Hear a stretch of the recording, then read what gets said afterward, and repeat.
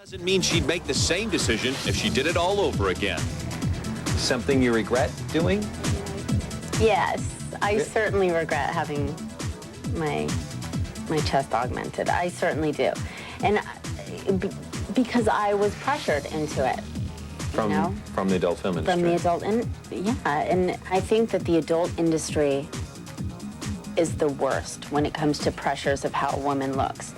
In my industry, we're naked all the time. So all these girls feel this pressure to like be a size 0 and wear a 34D.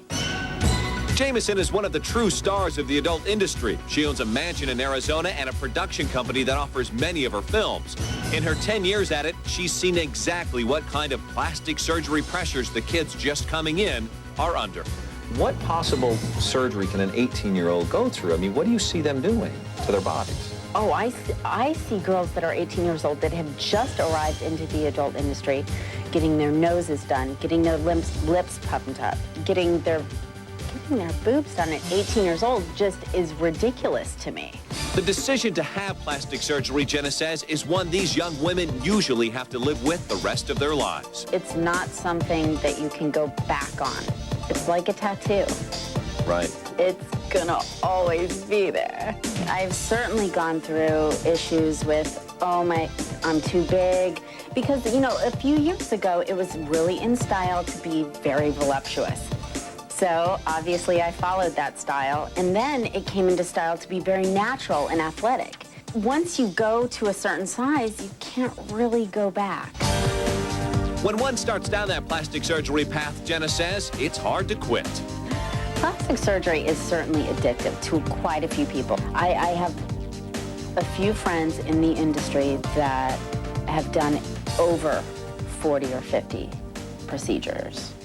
Jameson is ready to quit the adult film business. She recently landed a recurring role in Josh Brolin's short-lived primetime NBC show, Mr. Sterling. Do you think your career would have been where it is today had you not had the breast augmentation? I don't think that it would have mattered at all, because really, I attribute my success to my perseverance and my personality, not my chest. Perhaps no other star has generated as much speculation about plastic surgery as Michael Jackson. Now we're putting Michael under a microscope to compare what procedures he's admitted to and what a panel of experts think he's had done. It looks like you may have had some eyelid surgery to kind of tighten the corners and change the shape a little bit. It looks as though they took a skin graft maybe from behind his ear or someplace and put it on top of his nose. He has cartilage that is really poking through the skin. I suspect he's had some sort of a brow lift procedure also. Michael says it just isn't so. When it comes to plastic surgery, the singer will only admit that he's had 2 operations, saying, quote, "I've had no plastic surgery on my face, just my nose. It helped me breathe better so I can hit higher notes." At age 44, Michael maintains his pale complexion is due to the skin whitening disease vitiligo. He uses an umbrella to protect himself from the sun. And he blames his ever-evolving appearance on the natural aging process, saying, quote, "It's called adolescence. It's called growing and changing. I've changed. My face has squared out. I'm telling you the honest truth. I don't do anything to my face, honestly. Everybody in Hollywood gets plastic surgery. Plastic surgery wasn't invented for Michael Jackson. Everybody gets it." Then there are questions about Michael's finances. Just this week, Michael settled a multi-million-dollar breach of contract lawsuit. In court documents, his accusers claimed Michael is close to bankruptcy. Fact is, this is a guy who got used to living a life on $50 million a year in income. That changed, you know, when that got sliced by 80%. Thriller, the #2 selling album of all time, helped Michael's fortune grow to an estimated $500 million at the height of his career. But sales from recent albums like Invincible did not. His real gold mine is the Beatles. Jackson has a publishing stake in hundreds of their songs and more from Elvis, worth an estimated $450 million, but he has used it as collateral to borrow money. Yeah, Michael Jackson is, in fact, teetering on the edge of bankruptcy. However, he has this wild card, and that is his interest in the publishing company. There's no way he wants to give that up, because that is his future. That's really the basis of his future earnings power. To give that up will just crush him. He's going to have to. So why can't he pay off his debts? Forbes points to sagging record sales and his lifestyle. His exotic Neverland ranch, which is worth an estimated $100 million, reportedly costs $2 million a month to maintain. Jackson could lose it if he can't come up with the cash to pay off his loans. And then there's shopping. Apparently recently he was out with Elizabeth Taylor and picked her up a $10,000 bottle of perfume.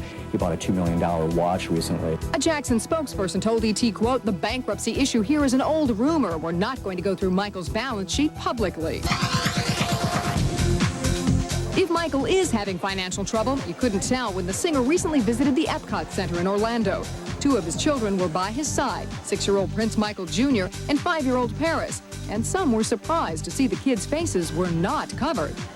The kids are with them, but they don't have their masks. You're kidding me. 6 months ago, when Michael took the children to the Berlin Zoo, much was said about their being hidden behind veils.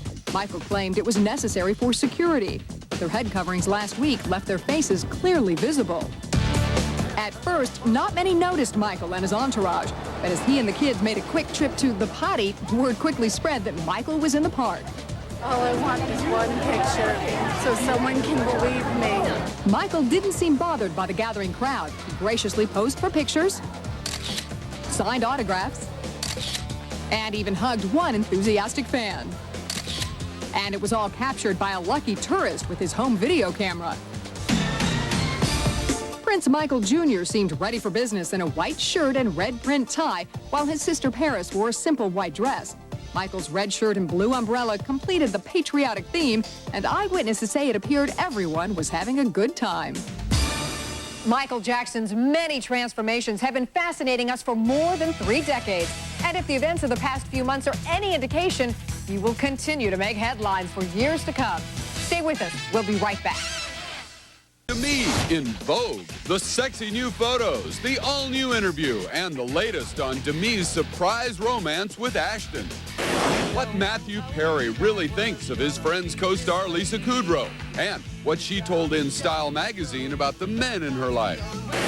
Plus, Forbes' most powerful celebrities and the big star who plunged off the list. That's Monday. The Entertainment Tonight weekend birthdays are brought to you by Dawn. On Saturday, Yasmin Bleeth turns 35, Boy George is 42, and Donald Trump is 57. Blowing out candles on Sunday, Neil Patrick Harris is 30, Leah Remini turns 33, Ice Cube celebrates number 34, Helen Hunt turns 40, and Jim Belushi is 49. And which Friends star made her TV acting debut on the CBS soap opera As the World Turns? That's Courtney Cox Arquette, who turns 39. For more details on tonight's stories and for all the Hollywood news, click onto our ET website 24 hours a day. We leave you now with a preview of next weekend's Entertainment Tonight. Take care. Bye-bye.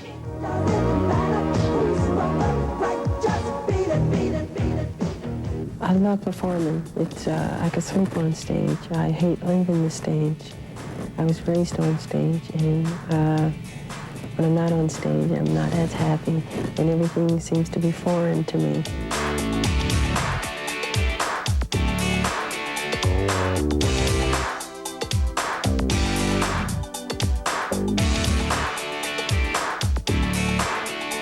Michael has been made a victim in cruel, obvious attempt to take advantage of his fame and success. The demand for $20 million was made. It was flatly and consistently refused.